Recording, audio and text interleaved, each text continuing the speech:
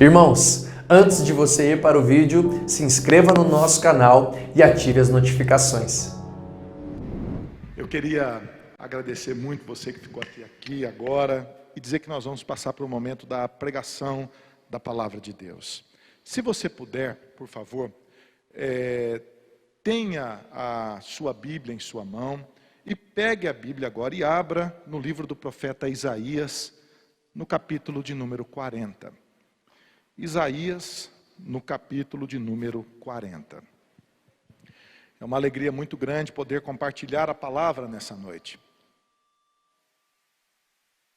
Isaías, no capítulo 40. Enquanto você abre a sua Bíblia, deixa eu te dar algumas orientações que são bem importantes nessa hora deste culto online. A primeira orientação é quanto aos nossos dízimos e às nossas ofertas. E eu estou falando agora aqui com os membros da Igreja Presbiteriana da Penha.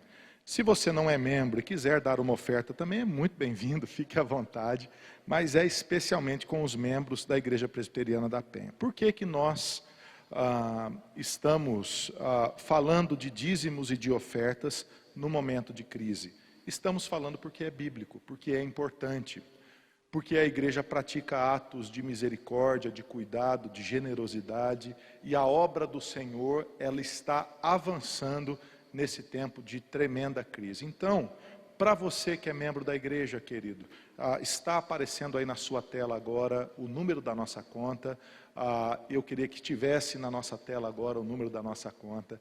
E assim você, por favor, faça o seu dízimo esse mês por depósito bancário, tá bom? Então você tira a foto aí dessa página que está aparecendo agora na sua tela, a conta no Bradesco, agência 0118, dígito 0, a conta corrente 208.606, dígito 9, conta 208.606, dígito 9, está aí o CNPJ da igreja, se você ainda não tem cadastrado. Minha orientação para você está aparecendo aí na tela do seu celular, tira um print dessa tela, tira uma foto da tela da TV, você guarda esses dados, eles são muito importantes, e eu gostaria que você tivesse, não perdesse nesse tempo de crise a generosidade e nem a esperança. Deus, Ele se revela nos tempos de crise, e a crise também tem o poder, querido, de revelar onde está o nosso coração.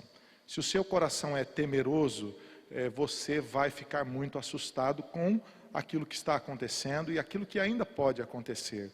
Mas se o seu coração confia em Deus o seu coração está. Então não tenha medo, seja generoso, seja bondoso, ajude a avançar a obra do Senhor na face da terra, e cumpra com o seu compromisso como membro da igreja para a glória do nome do nosso Deus. Também dizer a você que esse é o momento de você compartilhar essa mensagem. Então, mais uma vez, vamos dar aquela outra forcinha agora, se você puder, compartilhar o texto, a página que você está, ou o YouTube, ou o Facebook. Agora é hora de você mandar para os seus amigos, é hora da pregação.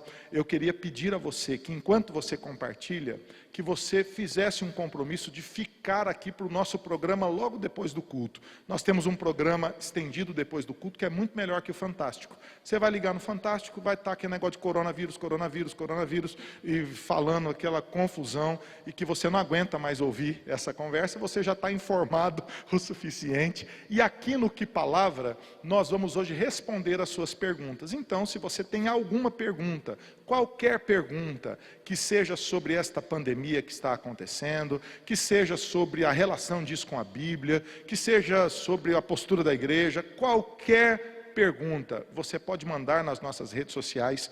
O nosso querido pastor Leonardo Tobias está nas redes sociais, ele está ali atendendo a pedidos de oração, a tudo que você precisar. Você pode escrever agora ali que é o pastor Leonardo que está respondendo as mensagens do Facebook e do YouTube. Nós estamos todos aqui, o pastor Carlos Henrique, o pastor Amauri, estamos todos ligados, queridos, em todos vocês, e queremos, em nome de Jesus, que você fique para o Que Palavra. Ó, que turma bonita. Tem que fazer no Photoshop aí, botar a foto do pastor Carlos. Aí eu tirar uma foto nova, né, pastor Carlos? Dá uma olhada aí, ó. Faltou a vossa eminência ali na foto. Nós precisamos melhorar essa foto aí. Vamos lá, queridos. Então, Isaías no capítulo de número 40. Mantenha a sua Bíblia aberta, os versículos 28 a 31. A palavra do nosso bom e maravilhoso Deus diz assim: não sabes, não ouvistes que o eterno Deus, o Senhor, o Criador dos fins da terra, nem se cansa e nem se fatiga, não se pode esquadrinhar o seu entendimento, faz forte ao cansado e multiplica as forças do que não tem nenhum vigor. Os jovens se cansam e se fatigam, e os moços de exaustos caem. Mas os que esperam no Senhor renovam as suas forças, sobem com asas como águias, correm e não se cansam, caminham e não se fatigam. Vamos orar mais uma vez? Senhor Deus amado, derrama aqui sobre nós, ó Pai, da Tua palavra, Pai, em nome de Jesus. Que o Teu poder, ó Pai, possa falar conosco aqui nessa noite, Pai. E que nós sejamos, Senhor, tocados pela palavra do Senhor e não pela palavra de um homem finito e limitado, ó Pai. Que o eterno Deus, ó Pai, possa falar aos nossos corações. E que nós possamos aqui, Senhor, ser edificados pela Tua palavra. Que o Senhor possa alcançar nessa noite, através da Tua palavra, centenas de milhares de pessoas, ó Pai, em nome de Jesus. E que o Senhor encha a casa dos Teus filhos de bênçãos, ó Pai. Que o Senhor abra as janelas dos céus, ó Pai, e faça chover bênçãos e mais bênçãos sobre a casa dos Teus filhos, sobre as nossas casas, Pai. É o que eu oro, em nome de Jesus. Amém. Nesses tempos de crise, queridos, Deus vai falando ao coração dos seus filhos. A Bíblia ensina isso, que a boca fala do que o coração está cheio. A crise revela quem nós somos. A crise revela onde está o nosso coração. A crise tem o poder de fortalecer quem está em Deus, mas tem o poder também de amedrontar aqueles que não estão em Deus. Nesses tempos de crise, a tendência daqueles que amam a Deus é se voltar ainda mais para o Senhor. E a tendência daqueles que estão longe de Deus é olhar para Deus e buscar ao Senhor e consertar a sua vida diante de Deus. Então é isso que a crise faz. Ela nos aproxima de Deus, ou tem o poder de nos desesperar. A palavra de Deus, queridos, ela é cheia das promessas de Deus. As promessas de Deus são a âncora da palavra de Deus. Joel Bick, no livro Teologia Puritana, ele diz que as promessas de Deus são a fonte da esperança, são a razão da fé e a regra da oração do crente. É isso que a promessa de Deus faz. Ela é uma fonte inesgotável de esperança. A promessa de Deus, ela é, ao mesmo tempo, um caminho que fortalece a nossa fé. E a promessa de Deus nos ensina a orar. Um crente que ora as promessas de Deus vê o seu coração fortalecido no tempo do desespero. Esta é uma promessa de Deus. Nesses tempos de crise, eu fiz um propósito de escrever durante 50 dias, 50 promessas de Deus. Numa série que eu estou chamando de Vivendo as Promessas de Deus. Todos os dias, no meu blog, no meu Facebook e no meu Instagram, eu publico um vídeo e um texto com uma destas promessas de Deus. Para quê? Para ajudar o seu coração a ser fortalecido, firmado, alicerçado na promessa de Deus. Existem centenas de promessas de Deus na sua palavra, e a promessa de Deus é a âncora na qual o coração do crente se firma no tempo da tribulação, porque a tribulação revela que nós não somos nada e que nós precisamos de Deus. O versículo 28 dessa promessa de Deus que nós lemos aqui, tão linda, começa dizendo: não sabeis e não ouvistes que o eterno Deus, o Senhor, o Criador dos fins da terra, nem se cansa, nem se fatiga, que não se pode esquadrinhar o seu entendimento? O texto começa falando dos atributos de Deus. É Isaías dizendo aquilo que ele pensa sobre Deus, inspirado pelo Espírito Santo, revela que ele tem o conhecimento correto de quem Deus é. Deus é eterno. Deus é infinito. E todos os atributos de Deus são infinitos, como Deus é infinito.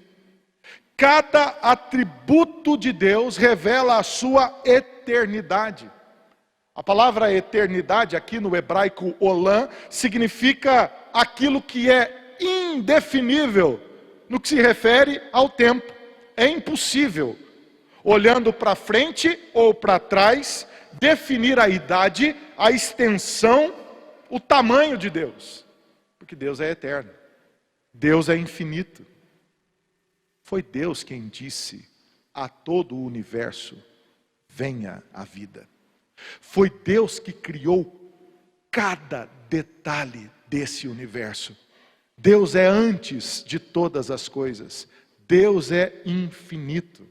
E todos os atributos de Deus são eternos e infinitos. Você consegue imaginar isso, querido? Presta bem atenção nisso.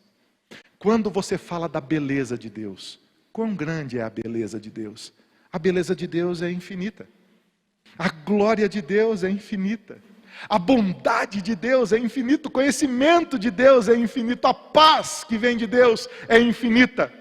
A unidade de Deus na sua santíssima trindade é infinita. A santidade de Deus é infinita. O amor de Deus é eterno e infinito. Ele é todo amor. A perfeição de Deus é infinita, a vontade de Deus é infinita, a sabedoria de Deus é infinita, a misericórdia de Deus, querido, é infinita, a retidão de Deus é infinita.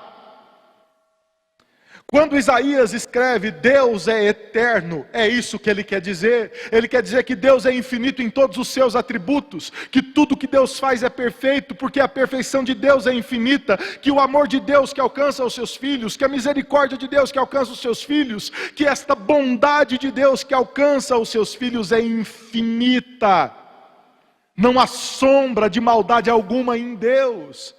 Deus é todo perfeito, queridos, e Ele governa o universo com a sua infinita perfeição. Deus é onisciente, onipresente, onipotente, todas as coisas descansam nas mãos deste Deus maravilhoso. Você consegue compreender, meu irmão?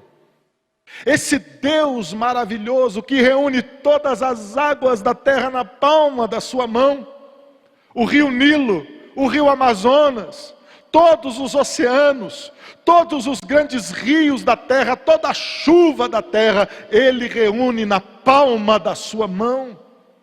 Você consegue imaginar um Deus que diz ao oceano: venha até aqui e não passe daqui? Você consegue imaginar a grandeza de um Deus que toda a areia da terra não passa de poeira diante dele? Você consegue imaginar um Deus que não apenas conhece cada estrela do universo, mas a todas criou e a todas chamou pelo nome? Deus é infinito em sua grandeza.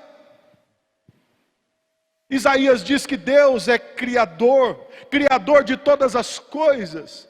Foi o poder da palavra de Deus que criou todas as coisas, e Deus mantém todas as coisas pelo poder da sua palavra. Somente o Senhor é Deus. Deus criou cada detalhe da vida, e a toda a vida Deus sustenta pelo seu poder. Deus é incansável, querido. Deus não se cansa. Deus não é pego de surpresa, Deus não se fatiga, Deus não se preocupa, Deus não conhece limites, Deus não conhece o indefinido, Deus não conhece nada que o possa deter ou que o possa parar, porque o nosso Deus é incansável, todo-poderoso, e não há homem inteligente na terra, por mais titulado que seja, por mais acadêmico que seja, não há máquina, não há computador, não há inteligência virtual, não há robótica, não há filosofia, não há compreensão humana alguma que possa esquadrinhar o entendimento de Deus. Esquadrinhar aqui significa sondar, discutir. Não há alguém que possa se levantar na presença de Deus e discutir com Deus. E dizer: Deus, com licença, mas eu acho que nessa questão do Covid-19, o Senhor podia ir por outro caminho. Não há homem que possa se levantar diante de Deus e procurar algo errado em Deus, e examinar algo em Deus, e deliberar algo com Deus. Porque o entendimento de Deus é elevadíssimo, insondável é o coração do Senhor. Não há quem possa calcular os propósitos, os decretos, a vontade eterna do nosso Deus. Ao povo de Deus, queridos, cabe descansar nas promessas desse Deus eterno. Se existem coisas que eu não posso entender, se existem coisas que eu não posso compreender, se existem processos que eu não sei como parar, o caminho do coração do Filho de Deus é descansar nas mãos de quem tem poder. E o único que tem poder sobre todas as coisas é o nosso Deus, o Pai do nosso Senhor Jesus Cristo, o Criador de todas as coisas, o Deus que não se cansa, o Deus que ninguém pode esquadrinhar a mente, o Deus infinito em todos os seus atributos. Isaías começa a sua promessa falando desse Deus infinito. Isaías é o príncipe dos profetas. Ele é talvez o maior de todos os profetas. O nome de Isaías tem a mesma raiz do nome Jesus. Tem a mesma raiz do nome Josué. Significam todos basicamente a mesma coisa. Deus é a nossa salvação. Jeová é a nossa salvação. O livro de Isaías tem um alcance magnífico, porque ele desenvolve de maneira única os temas da justiça e da redenção de Deus, em todas as suas linhas, de cada um dos seus 66 capítulos. Isaías aponta para um único lugar, para a majestosa redenção que há no Messias, em Cristo Jesus. O livro desse príncipe dos profetas se divide em duas grandes partes. É fácil de entender Isaías. Dos capítulos 1 até o 39º capítulo, o julgamento de Deus contra um povo idólatra e imoral. Por 39 capítulos, Deus despeja o seu juízo contra o seu próprio povo, dizendo que a sua imoralidade e dizendo que a sua idolatria sofreria o juízo. Agora, a palavra de Deus nunca termina no juízo. Ela sempre termina na redenção. Ela sempre termina na promessa de Deus. E a promessa de Deus, que começa no capítulo 40 e vai até o capítulo 66, é a mensagem de esperança e de consolação para o povo de Deus, que estava sofrendo os próprios juízos de Deus. Isaías aponta, da mesma forma que toda a Bíblia aponta, para a mesma narrativa da redenção. Quando você olha para Gênesis, Deus criou todas as coisas perfeitas. Deus cria cada uma de suas coisas perfeitas. E Deus vê que cada uma das suas coisas são boas. Mas infelizmente na equação da criação, nós precisamos contar com a queda. Porque o pecado interferiu na criação como a grande praga, a grande pandemia, para falar uma palavra da moda, a grande epidemia que desgraçou a raça humana. E o que desgraçou a raça humana foi o pecado. Porque o pecado atinge num lugar que nenhum vírus pode atingir. O pecado atingiu no cerne da natureza humana e separou o homem de Deus e corrompeu toda a terra. Toda a terra vive os efeitos da queda. Porque a queda, o pecado, depravou o coração do homem e afastou o homem irreparavelmente de Deus. Se você acha que o Covid-19 é uma notícia ruim, eu vou te dar uma notícia pior hoje.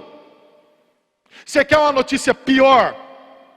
A notícia pior é que o homem está longe de Deus. e que ele está diante de um Deus irado, de um Deus que não faz acordos com o pecado, de um Deus que não convida para perto de si ninguém que não se arrependa e que não se dobre diante dele, de um Deus que não compactua com nada que não seja santo, de um Deus que expõe as mentiras do pecado. Pior do que qualquer enfermidade, do que o câncer, do que o HIV, do que o ebola, do que a SARS, do que a febre amarela, do que a malária que já dizimou tantas pessoas em todo o mundo, do que a gripe espanhola, do que a peste negra. Pior do que tudo isso, querido, é o pecado que deprava o coração do homem e que corrompeu toda a terra. Nós vivemos os efeitos da queda. Tudo o que acontece de ruim no mundo é efeito da queda. As pessoas me perguntam, é juízo de Deus? Eu respondo, a queda. O problema é que nós vivemos os efeitos da queda. Uma epidemia como essa, ela vai revelar a maldade do coração humano, como talvez nunca antes você viu. Mas ela também tem o poder de revelar a grande redenção do Senhor. E essa é a grande e boa notícia. Somente Jesus pode reconciliar o ser humano com Deus e fazer novas todas as coisas, e novamente abrir o caminho de volta para Deus. Sem Cristo não há nova criação e não há acesso a Deus. Se eu te der uma má notícia pior do que o Covid-19, deixa eu te dar uma boa notícia que nenhum canal de televisão está falando, que nenhum programa de internet está falando, que ninguém está falando por aí. A grande e maior e excelente notícia, maior do que todas as más notícias, é: Jesus Cristo venceu o pior de todos os inimigos, que é o pecado. E Ele redimiu todas as coisas, e em Cristo nós somos livres e redimidos para vivermos uma nova vida em Cristo, encaminhada a nossa vida para a redenção final de todas as coisas, para o fim de toda a história, que é a vitória de Cristo sobre o pecado, sobre Satanás e sobre o mundo, e todas as coisas sendo restabelecidas para a glória de Deus, no reino eterno do Senhor. Isaías faz o seu livro da mesma forma, é a mesma narrativa. Os efeitos da queda e a redenção que há apenas em Cristo Jesus. O príncipe dos profetas, Isaías, é alguém de uma família proeminente, ele é filho de Amós. As indicações, por conta da forma que escreve o seu hebraico rebuscado, revela que ele teve uma boa educação. As suas ideias são sempre bem concatenadas, é muito simples e muito bom de ler o livro de Isaías. Ele tem um ministério de 60 anos, imagina um profeta que foi profeta por 60 anos. O seu ministério passou por vários reis, por Uzias, Jotão, Acás, Ezequias. E a todos esses reis, ele trouxe, por conta da proximidade da corte, por conta da sua profecia, sempre bem recebida, denúncias terríveis contra o pecado do povo, porque todos esses reis fizeram acordos com outras nações, eles permitiram a imoralidade, permitiram a idolatria no meio do povo de Deus. Foram 60 anos de ministério terríveis. A tradição judaica, a Bíblia não fala isso, mas a tradição judaica diz que Isaías foi cerrado ao meio pelo terrível rei Manassés. Quando você lê em Hebreus, no capítulo 11, no versículo 37, que os profetas foram cerrados ao meio, ali fala de Isaías, segundo a tradição judaica, porque Manassés não aguentava ouvir a profecia. Pastor Carlos, aqui no momento de oração, falou uma grande verdade bíblica, dentre todas as outras que ele disse. E a grande verdade bíblica é que no momento como esse que a gente está vivendo, nós precisamos de profetas de Deus. Nós precisamos da palavra de Deus. Os falsos profetas, queridos, eles vão se levantar também nesse tempo. Você sabe o que eles vão dizer? Eles vão dizer, não é nada. Isso não é nada. Você sabe o que os falsos profetas vão fazer agora? Eles vão continuar a fazer o que eles sempre fizeram, que é agradar o ouvido daqueles que não querem se arrepender diante do Senhor. Eles vão dizer que as pessoas vão receber de Deus todas as promessas de Deus, sem que elas andem com Deus, sem que elas temam o Senhor, sem que elas vivam em santidade. Vão continuar a vender a sua bênção falsa, para enganar pessoas e levar essas pessoas para longe de Deus. Enquanto os verdadeiros profetas muitas vezes vão sofrer o que Isaías sofreu, o risco de serem cerrados ao meio. Você precisa agora, nesse momento de crise, querido, olhar para Jesus. Olhar para Jesus, porque os dias são maus. Derramar o seu coração na presença de Deus, porque os dias são maus. O ministério de Isaías foi assim também. Israel vivia o tempo de maior prosperidade de todos os tempos. Você sabia disso ou não? Qual foi o pano de fundo do ministério de Isaías? Presta atenção, querido. Davi, época de ouro. Davi expandiu financeiramente o reino, expandiu as fronteiras do reino. Davi deixou um legado maravilhoso, econômico, político, religioso, para o seu filho Salomão. Salomão também vive uma época de ouro. A construção do templo, a inauguração do templo, o estabelecimento do culto, época de ouro. Prosperidade, sucesso comercial, sucesso agrícola, sucesso militar. E você sabe para onde que o povo foi? Por conta da prosperidade, o povo se prostrou à promiscuidade. Foi isso que aconteceu. Por conta da prosperidade, o povo se prostrou à promiscuidade. Excesso de confiança. E o excesso de confiança os fez viver em imoralidade sexual, os fez viver na bebida de forma excessiva, e abusando de substâncias para sentirem mais e mais prazer. Eles se dobraram aos deuses estranhos e encheram a terra de Deus de idolatria contra Deus. Eles oprimiram o pobre, eles foram gananciosos economicamente. E na conta de tudo isso, falsos profetas, que profetizavam para muitas pessoas e que exploravam os desejos promíscuos do povo. Uma época de grande prosperidade fez o povo viver em grande promiscuidade. Qual o resultado disso? Juízo de Deus. Isaías se levanta em meio ao caos para pregar a palavra de Deus. E qual é a mensagem? Isaías prega a salvação pela fé. Por 26 vezes a palavra salvação aparece no livro de Isaías. 26 vezes. Vocês precisam crer. Vocês são salvos pela fé. É Isaías que grita bem alto: santidade ao Senhor. A necessidade de uma vida ética. O dano que a ofensa do pecado humano gera no coração do homem, contra o outro homem e contra Deus, a certeza do julgamento de Deus, a certeza também da redenção e da salvação do remanescente. Se os dias são ruins, queridos, nós precisamos aprender a pensar biblicamente. E saber que da mesma forma que vem o juízo de Deus, também vem a promessa do Senhor.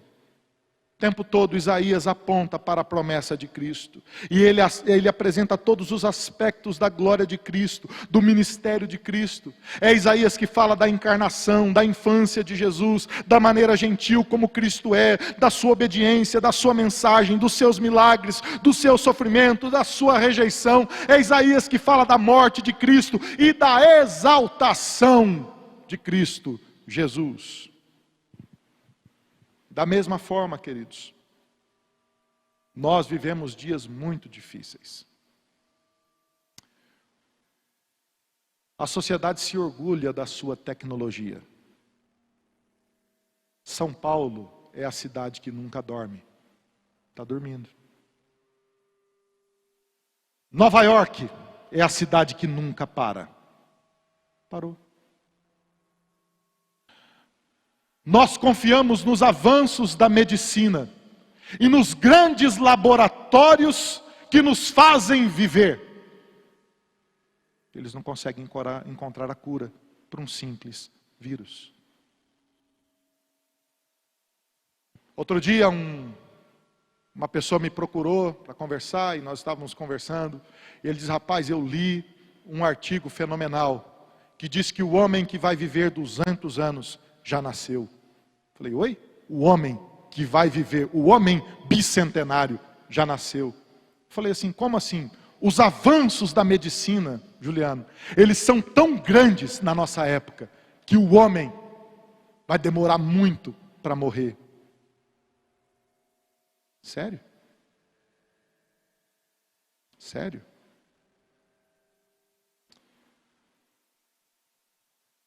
Nós confiamos nos nossos sistemas econômicos e eles faliram. Não interessa se você é de esquerda, de direita, comunista, capitalista, marxista, se você segue John Smith, se você é fã do Trump, ou se você é fã do Obama, ou se você é fã do Lula ou do Bolsonaro, você está no mesmo barco. E você sabe qual é o barco que você está? Você está no barco da incerteza. Você está no barco à deriva. Você está no mesmo barco que está toda a humanidade. 177 países atingidos pelo Covid-19.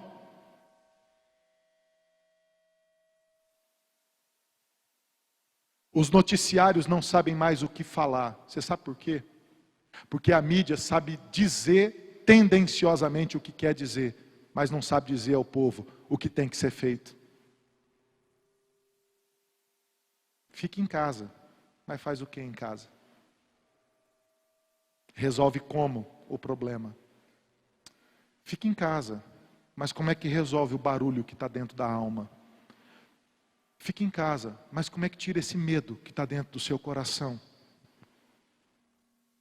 Fique em casa, mas como resolver a tribulação que alcança a alma quando as notícias vão piorando? Diante das más notícias, queridos, o que eu estou pregando aqui nessa noite pode mudar a sua vida.